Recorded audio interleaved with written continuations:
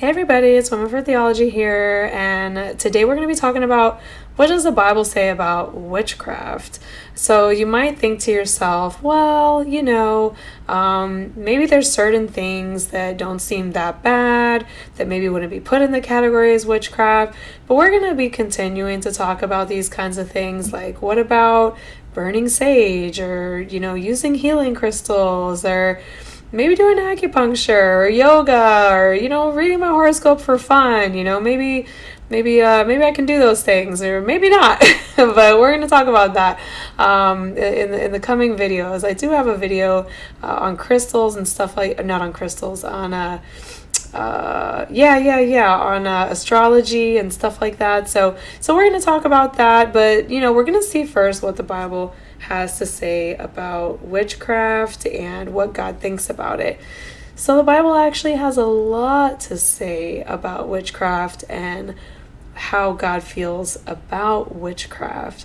There's actually no room for it for the followers of God. God not only has a lot to say about it, but there is never actually an instance where he approves of it or says it's okay, makes an exception, condones it, says, oh, well, in this case, we can do it. There's never an instance that actually says that. So he actually always states how much he hates it with strong words like abomination, hate, vomit them out, provoking him to anger, these kind of things. He even drives entire people groups out of their lands for it. And God did not tell us to do these things because he's trying to ruin our fun or hide something cool from us. Like, oh, you can't do these things because, it's, you're going to find out something that's really cool that I'm trying to keep you from. That's not it.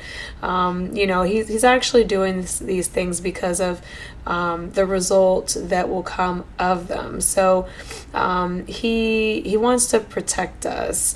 He wants to keep us from opening doors and portals into evil and Satan's demonic forces to come into your life and wreak havoc. He doesn't want this, and neither do you. Really, you don't.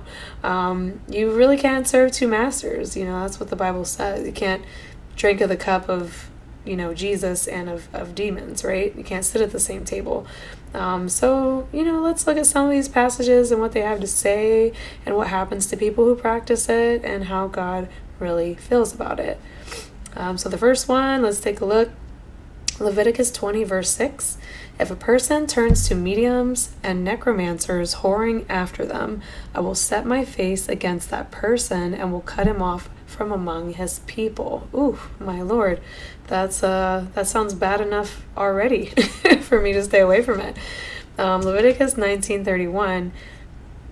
Do not turn to mediums or necromancers. Do not seek them out, and so make yourselves unclean by them. I am the Lord your God. Yeah, that's pretty self-explanatory and clear. Isaiah 8:19. When they say to you, inquire of the mediums and the necromancers who chirp and mutter, should not a people inquire of their God? Should they inquire of the dead on behalf of the living? So yeah, here he's talking about how people will want to consult the dead or mediums or necromancers or diviners or whatever, instead of consulting God. Like, why would you go consult them instead of the person who created everything? So yeah, he's speaking against that. 2 Kings 21:6. And he burned his sons as an offering and used fortune telling and omens and dealt with mediums and necromancers. He did much evil in the sight of the Lord, provoking him to anger. Yeah, I think he's talking about some of the kings. There's a bunch of kings actually that did this kind of stuff, and they always did evil in the sight of the Lord. It was never something good here. The next one is Galatians 5:19 through 21. So you might be saying, oh, that's all in the Old Testament. What about the New? Well, here we go. Now the works of the flesh are evident: sexual immorality, impurity, sensuality, idolatry, sorcery, enmity, strife, jealousy. Look at all these things in the same category as sorcery, my Lord. Fits of anger, revelries, dissensions, divisions, envy, drunkenness, orgies, and the things like these. I warn you, as I warned you before, that those who do such things will not inherit the kingdom of God. So yeah, if you are habitually practicing these things. I'm not saying you're struggling with sin. I'm not saying you're trying to get rid of it. But it says that if, this is you, this is your life, and this is what you live for, you're not in God's kingdom. So if you're like, hey, this is my thing, any of these things, then, you probably need to double check your relationship with God and make sure that you are actually in the kingdom. Because if you were in the kingdom, you would feel convicted of these things once you became aware of them. So 1 Timothy 4:1, here's another one, says, now the Spirit expressly says that in later times some will depart from the faith by devoting themselves to deceitful spirits and teachings of demons. So, yep, there's some more New Testament about that. Isaiah 19:3 says, and the spirit of the Egyptians within them will be emptied out. Oh yeah, because Egyptians were big idol worshippers, right? We have all the Egyptian gods, right? And I will confound their counsel, and they will inquire of the idols and the sorcerers and the mediums and the necromancers. Yeah, so here we go again, inquiring of idols and praying to statues and things like that, and sorcerers and mediums. This makes me think of like Santeria, where you're lighting candles and you're giving food and money to these little statues, or like some Buddhist religions and some of these other religions in the East where they have idolatry, where they're putting these little statues and praying to them. Hinduism, they do the same thing. They're doing exactly that modern day. So here's another one. Here's the big one. This is the big one that always stands out to me. Leviticus 18:9-14. When you come into the land the Lord your God is giving you, you shall not learn to follow the abominable practices of these nations. There shall not be found among you anyone who burns his son or daughter as an offering, anyone who practices divination or tells fortunes or interprets omens, or a sorcerer or a charmer or a medium or a necromancer, or one who inquires of the dead. For whoever does these things is an abomination to the Lord. And because of these abominations, the Lord your God is driving them out before you. You shall be blameless before the Lord your God. Yeah, that pretty much covers everybody. That covers everything, and all of these practices that they're talking about. So I don't see any instance yet where God is sometimes okay with it, or where he talks well about this kind of thing, or any of that. Here's another one in the New Testament, 1 Corinthians 10:20. No, I imply that what pagan sacrifice they offer to demons and not to God. I do not want you to be participants with demons. So, if you've got people that are, killing animals and sacrificing them to supposedly their gods, they're actually doing it to demons. That's what it says. That's what it says, y'all. So yeah, you can't participate in these kind of practices. And I'm telling you, there's like 53 total verses on this. I'm not going to read them all, but you know what? I will put them all in the description if you want to read all of them yourself.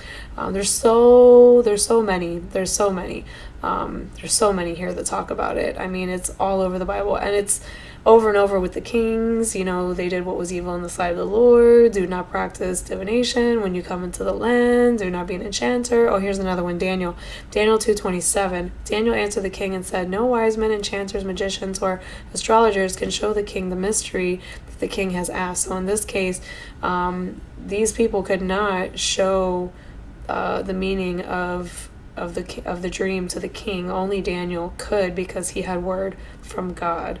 So yeah.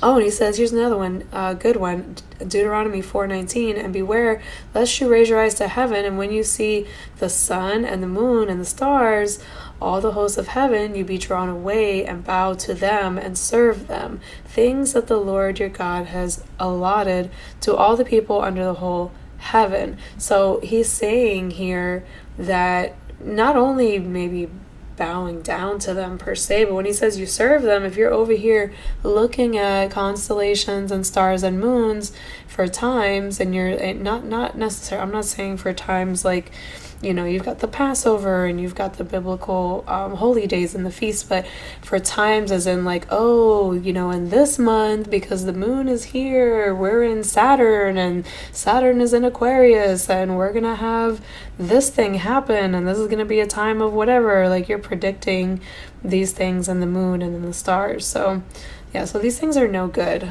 These things are no good. We have to stay away from them. If you're a follower of God, you can't even hold on to a little bit. You can't even hold on to a piece of this because you really can't serve two masters. So these are things to think about. If you are a part of any of these practices and you want to follow God, you want to follow Jesus, you've got to let these things go because these things are an abomination to God. So just wanted to talk about that a little bit today. We'll continue to talk about a few other things in coming videos. Like I said, a couple other things I want to speak about are like sage burning. That's a popular thing now. Talking to the dead. What happens when your loved one dies? Can you still talk to them? I want to talk about that. Crystals and using stones and all these kind of things that we're doing in the new age today that we think is okay. And it may even make you feel better. Oh, this makes me feel better to talk to my dead grandma and these things. But we're going to talk about why we can't do these things and why God, commands us against it. So I hope this helps somebody today, and stay tuned for more on this topic.